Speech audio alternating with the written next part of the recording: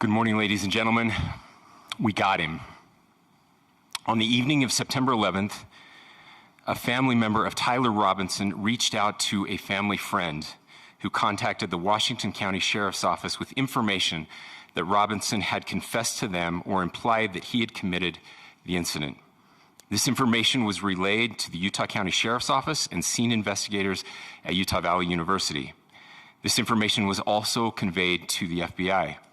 Investigators reviewed additional video footage from UVU surveillance and identified Robinson arriving on UVU campus in a gray Dodge Challenger at approximately 8:29 a.m. on September 10th, in which he is observed on video in a plain maroon t-shirt, light-colored shorts, a black hat with a white logo, and light-colored shoes. When encountered in person by investigators in Washington County on September 12th, in the early morning hours, Robinson was observed in consistent clothing with those surveillance images. Investigators interviewed a family member of Robinson who stated that Robinson had become more political in recent years. The family member referenced a recent incident in which Robinson came to dinner prior to September 10th, and in the conversation with another family member, Robinson mentioned Charlie Kirk was coming to UVU. They talked about why they didn't like him and the viewpoints that he had. The family member also stated Kirk was full of hate and spreading hate. The family member also confirmed Robinson had a gray Dodge Challenger. Investigators identified an individual as the roommate of Robinson. Investigators interviewed that roommate, who stated that his roommate, referring to Robinson, made a joke on Discord. Investigators asked if he would show them the messages on Discord.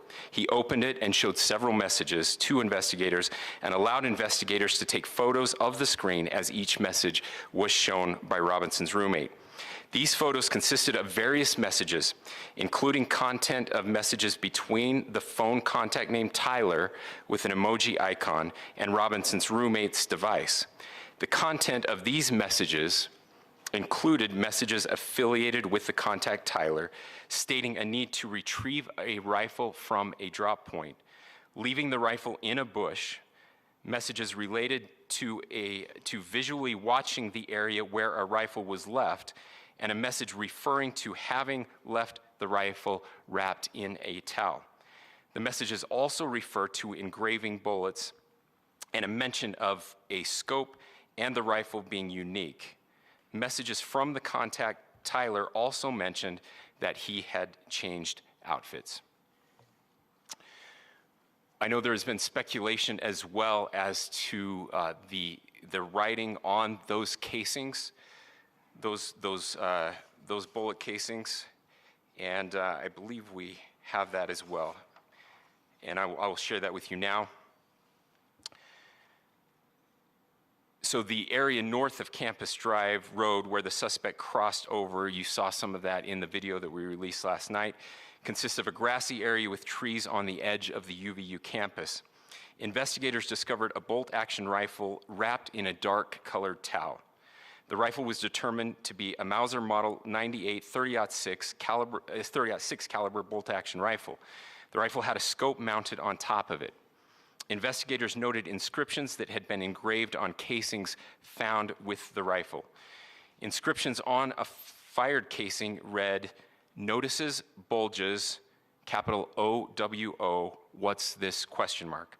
Inscriptions on the 3 unfired casings read, "Hey fascist, exclamation point, catch, exclamation point." Up arrow symbol, right arrow and symbol, and 3 down arrow symbols. A second unfired casing read, "Oh Bella Chow, Bella Chow, Bella Chow, Chow Chow." And a third unfired casing read, "If you read this, you are gay, LMAO." We are indebted to law enforcement across the state who has worked seamlessly together, local law enforcement, state law enforcement, and our federal partners with the Federal Bureau of Investigation.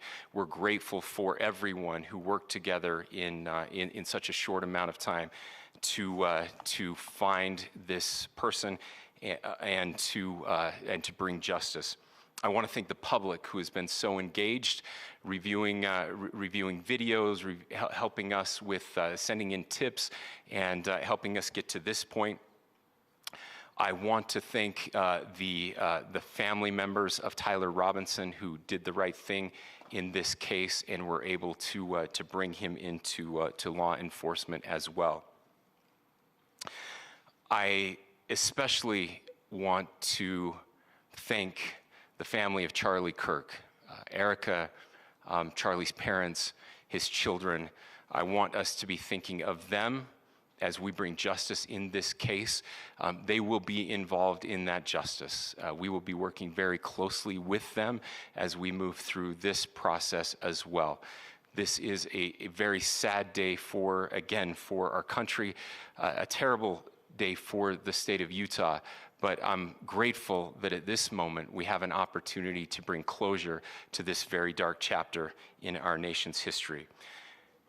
With that, I will now turn the microphone over to the Director of the FBI, Kash Patel.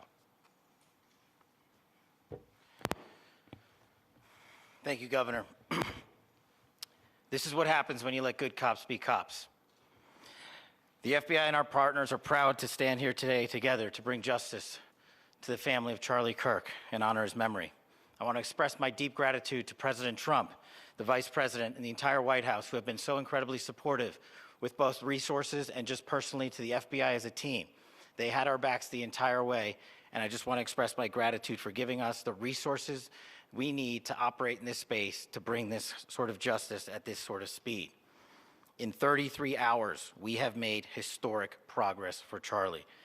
Governor Cox, our partnership has been absolutely incredible these last few days. Our partnership will endure. Your state and local partners, your sheriffs, your DPS community has been unbelievably impressive in the hardest of times. And a case like this cannot be solved, cannot be brought without partnering with your state and local authorities. The FBI has a certain role to play, and we will play that role, and we will lead out for the federal government. But Governor Cox, we are so grateful for your state partnership that led out on this investigation. A little bit of the timeline. Charlie was shot at 12:23 p.m. on Wednesday. The first FBI agents arrived on scene in 16 minutes with chiefs of police at 12:39 and secured the scene. The FBI immediately launched fixed-wing assets. We utilized these assets to transport personnel, specialty technicians, hostage rescue teams. We also utilized these assets to go back and forth from the East Coast and here in Utah to transport forensic evidence and other evidence that will be analyzed and is being analyzed at our FBI laboratories in Quantico and other laboratories, including the ATF. At my direction, the FBI released the first set of FBI photos of the suspect at 10 a.m. local time on 9/11. Then, shortly thereafter, the FBI reward of $100,000 was released at 10:45 a.m. local. Myself and Deputy Director Bongino arrived on the scene at approximately 5:30 p.m. on 9/11. The governor led a press conference last night at approximately 8 p.m., where at my direction, the FBI released a never-before-seen video of the suspect. We also released new images to the public of the suspect. And just last night, the suspect was taken into custody at 10 p.m. local time. In less than 36 hours, 33 to be precise, thanks to the full weight of the federal government and leading out with the partners here in the state of Utah and Governor Cox, the suspect was apprehended in a historic time period. And I want to highlight what Governor Cox said. This would not have been possible without you, the media, and you, the public. That's why we went so public, so fast, and we're so transparent, and we're committed to that transparency. The crime scene, just a little bit there. It is a large crime scene. State and local authorities, along with federal authorities, processed that crime scene quickly. And I even had the ability to walk through that crime scene and walk through the steps the suspect took to learn more about what was needed and what resources we needed to bear to create a full picture for the FBI and leadership back in Washington. Furthermore, thankfully to state and local partners, forensic evidence has been seized and continues to be garnered. Forensic evidence has already been evaluated at FBI laboratories in Quantico and state and local authorities here. We will continue to process evidence as we see it, as we collect it, and we will continue to deliver it to Governor Cox and his team. Last night, we had a total of approximately 7,000 leads. As of this morning, thanks to your great work, we have over 11,000 leads that were called in to the FBI. And we are running out every single lead that we can. Every one of those leads will be run out. The arrest is a testament to the dedication of good law enforcement being great, and partnerships in law enforcement, which I've tried to highlight as my tenure as the director of the FBI.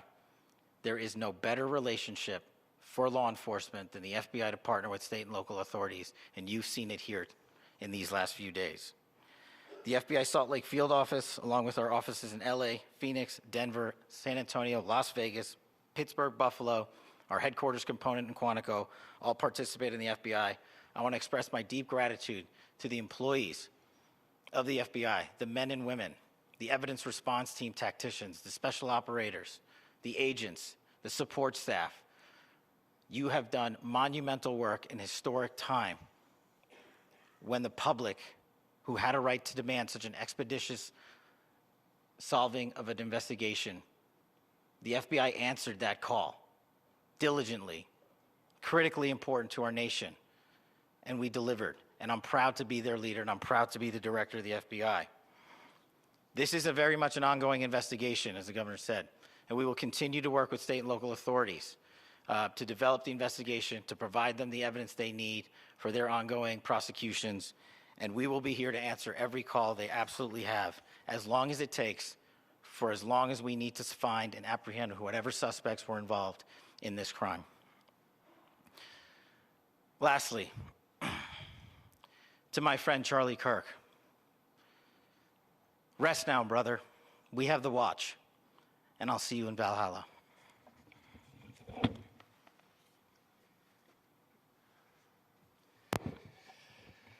Thank you, and good morning. I would just like to take a few minutes as the sheriff to express my gratitude for everybody who has played a part in this investigation. As you know, it's been a vast, a complicated, and a very, very fast-paced investigation. You're looking at people standing up here who are running on, if they got an hour's sleep in the last couple of days, they're probably lucky. It has been very taxing. It has been so impressive, speaking on behalf of the local law enforcement, to see the cooperation that we've seen in this type of case. Across the state, sheriffs, chiefs, our state partners have stepped up and have come to the call on anything that we needed. Our county chiefs have been phenomenal. Our Utah County Attorney, Jeff Gray, who's standing up here with us, has been phenomenal in leading us through this investigation. I would like to thank the federal government for their resources, their assets. Our local team here, our FBI team, has been extraordinary in helping us work through this and bring this person to justice. Most of all, I would like to thank the public, and specifically, I would like to thank the public who turned to prayers and who turned to positiveness for us. I would like to thank them on behalf of the law enforcement community, because we needed those prayers. That's what we needed to get through this. We needed your support, and you gave it to us. We needed your patience, and you gave it to us. And I would like to thank you for the Kirk family, because that's what they need, is your support and your prayers, and that will get us through all of this. So thank you, everybody, for everybody that have stepped up. We've had such a phenomenal response to this. Thank you.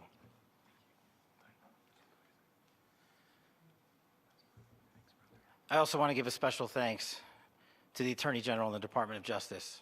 Their unwavering support and their commitment to justice is shown true here. And without AG Bondi and Deputy Attorney General Todd Blanche and the resources they brought to bear, we would not have been able to complete our mission. And I just want to say special thanks. It's an honor to be a part of the Department of Justice. Thank you again to our incredible law enforcement team who has worked so hard. Sheriff, I got a solid 90 minutes last night, so I'm probably the most well-rested person up here. Ladies and gentlemen, I get the microphone, so I hope you'll permit me a moment just to share a few more thoughts about where we are and how we got here, and maybe a little bit of where we go from here. I don't want to get too preachy, but I think it's important that we, with eyes wide open, understand what's happening in our country today. I've heard people say, well, why are we so invested in this? There's violence happening all across our country, and violence is tragic everywhere, and every life taken is a child of God who deserves our love and respect and dignity. This is certainly about the tragic death, political assassination of Charlie Kirk. But it is also much bigger than an attack on an individual. It is an attack on all of us. It is an attack on the American experiment. It is an attack on our ideals. This cuts to the very foundation of who we are, of who we have been, and who we could be in better times. Political violence is different than any other type of violence for lots of different reasons. One, because in the very act that Charlie championed of expression, that freedom of expression that is enshrined in our founding documents, in having his life taken in that very act, makes it more difficult for people to feel like they can share their ideas, that they can speak freely. We will never be able to solve all the other problems, including the violence problems that people are worried about, if we can't have a clash of ideas safely and securely. Even, especially those ideas with which you disagree. That's why this matters so much. Over the last 48 hours, I have been as angry as I have ever been, as sad as I have ever been. And it was, as anger pushed me to the brink, it was actually Charlie's words that pulled me back. I'd like to share some of those. And specifically right now, if I could, I need to talk to the young people in our state, in my state, and all across the country. As President Trump reminded me, he said, you know who really loved Charlie? The youths. And he's right. Young people loved Charlie, and young people hated Charlie. And Charlie went into those places anyway. And these are the words that have helped me. Charlie said, when people stop talking, that's when you get violence. He said, the weak can never forgive. Forgiveness is the attribute of the strong. The only way out of the labyrinth of suffering is to forgive. Welcome without judgment, love without condition, forgive without limit. He said, always forgive your enemies. Nothing annoys them so much. A few months ago, I referenced this last night, Charlie posted to social media, when things are moving very fast and people are losing their minds, it's important to stay grounded. Turn off your phone, read scripture, spend time with friends, and remember, internet fury is not real life. It's going to be okay. He again said, when you stop having a human connection with someone you disagree with, it becomes a lot easier to commit violence.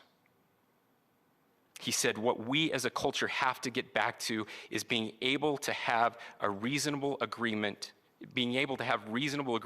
where violence is not an option. Now, again, to my young friends out there, you are inheriting a country where politics feels like rage. It feels like rage is the only option. But through those words, we have a reminder that we can choose a different path. your generation has an opportunity to build a culture that is very different than what we are suffering through right now. Not by pretending differences don't matter, but by embracing our differences and having those hard conversations. I think we need more moral clarity right now. I hear all the time that words are violence. Words are not violence. Violence is violence. And there is one person responsible for what happened here. And that person is now in custody and will be charged soon and will be held accountable. And yet, all of us have an opportunity right now to do something different. I want to thank my fellow Utahns. This bad stuff happens. For 33 hours, I was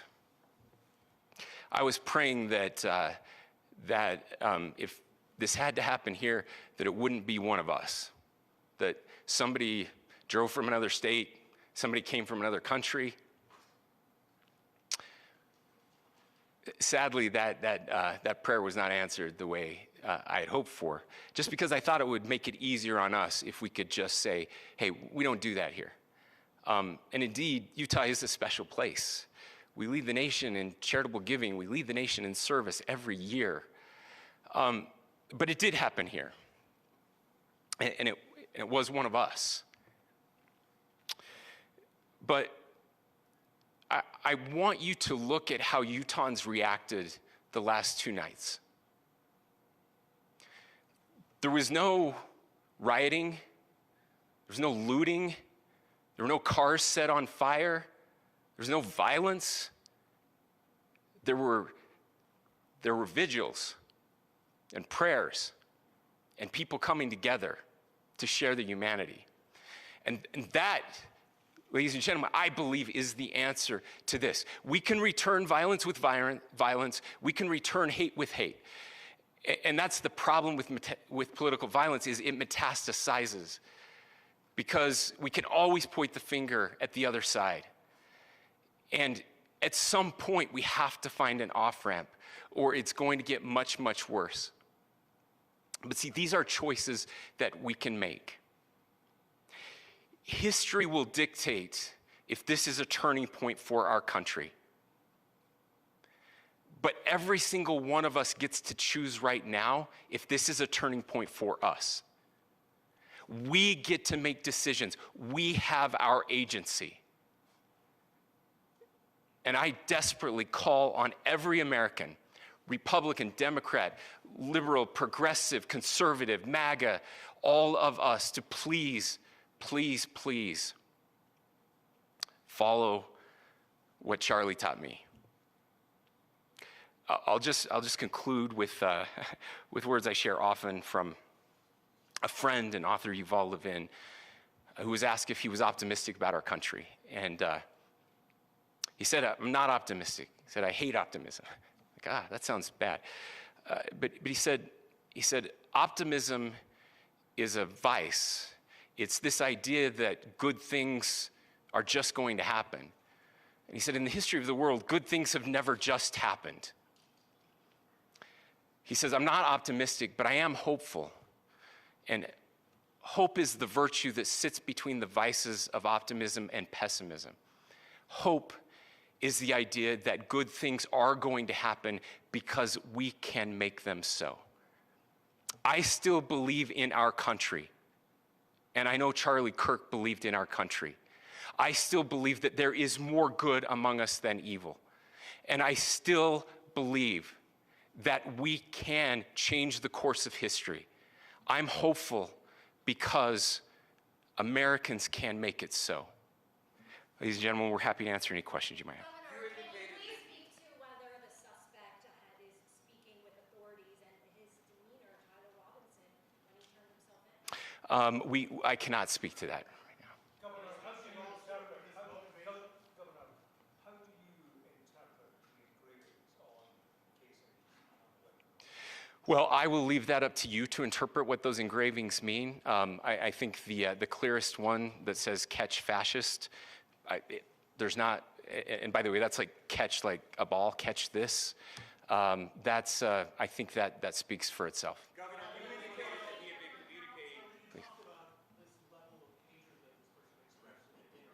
Beyond that, is there anything in your view that you discovered that may have radicalized or changed him to prompt him to commit such a horrific? There's nothing more that we can share at this time. Governor, you indicated that he had been communicating with a friend on Discord about the gun.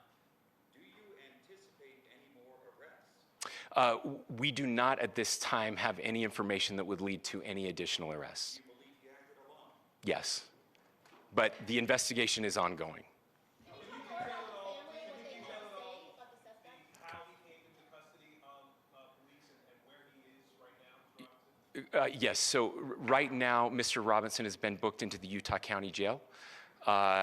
You heard the president this morning report that he was taken into custody, that his family and a friend helped to deliver him into custody of law enforcement in Washington County. For those of you that don't know where Washington County is, it is the southwesternmost part of the state of Utah. It's about a 3.5 to 4 hour drive from here, where we are right now, and that's where he lived and where they turned him in.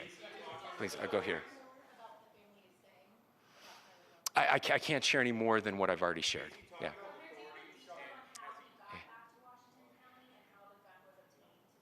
So how we obtained the gun was found here. So I don't have much more details on that. We do know that he drove. We had his car here on campus, and then we had his car going south back to the St. George. It's actually the city of Washington in Washington County. Is he talking with authorities and did he discuss a motive? I'm sorry?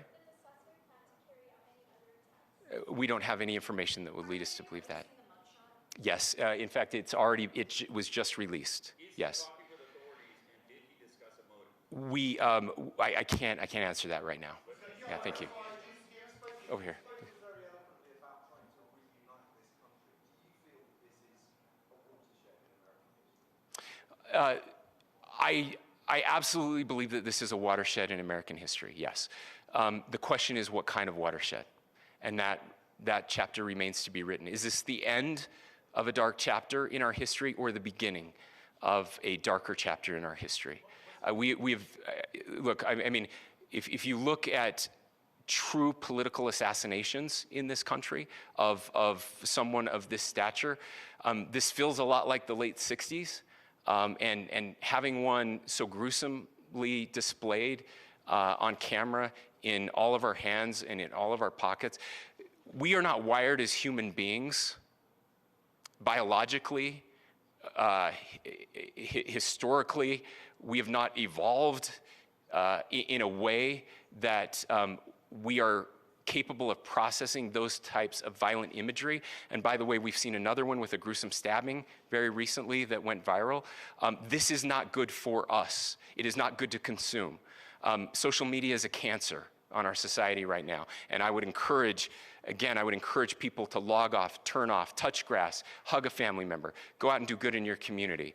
That is happening, and it's happening organically right now. I had a friend in a small city in Utah who said, we're getting together, the Republicans and Democrats in my little town are getting together to have a discussion last night, just to find a way to find their better angels. So yes, this could be, I mean, again, you have to go back to JFK to have seen a video live of something like this happening.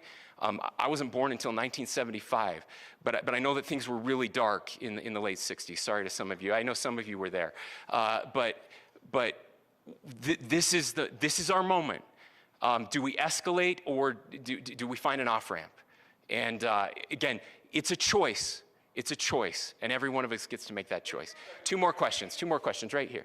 Could we clarify that the release of those enhanced images at 8 p.m., the timeline that Director Patel gave us, led to the arrest at 10 p.m.? Is there a direct connection between those two events? I cannot comment if there is a direct connection or not, but all I can say is that through some process, the family came to know that this had happened. One more thing, Governor. Could you just clarify the clothing issue you mentioned earlier? Was he changing outfits? Correct. Yes, yes. So when he's first spotted on campus, he has different clothing on, and then he changes clothing on the roof, and then changed back into that clothing at some point, so that when he was apprehended, when he was arrested, the clothing matched the clothing he had on before the shooting here at UVU. Last question here. Yes. Suspect was from Utah. Can you kind of tell us a little bit more about where, and was he a student here at this university, and is there any history of mental illness? Yeah. So I don't have any information on the mental illness part. He was not a student here at UVU. He was living and had lived for a long time with his family in Washington County, in the southernmost part of our state. Thank you, everyone, for your great work in getting this information out. I just say, process-wise, this may be important. I know many of you aren't familiar with the process in Utah. I think it's important that you understand that. Basically, we have 3 days for charging documents to be filed. A CI will be filed. We'll have more information then, more detailed information as those charging documents are filed in preparation for a preliminary hearing. So 3 days. So we would anticipate then that early next week those charging documents will be filed. We will obviously be working. The county attorney will be working very closely with Mr. Kirk's family as those documents and decisions are prepared and made. Thanks, everyone.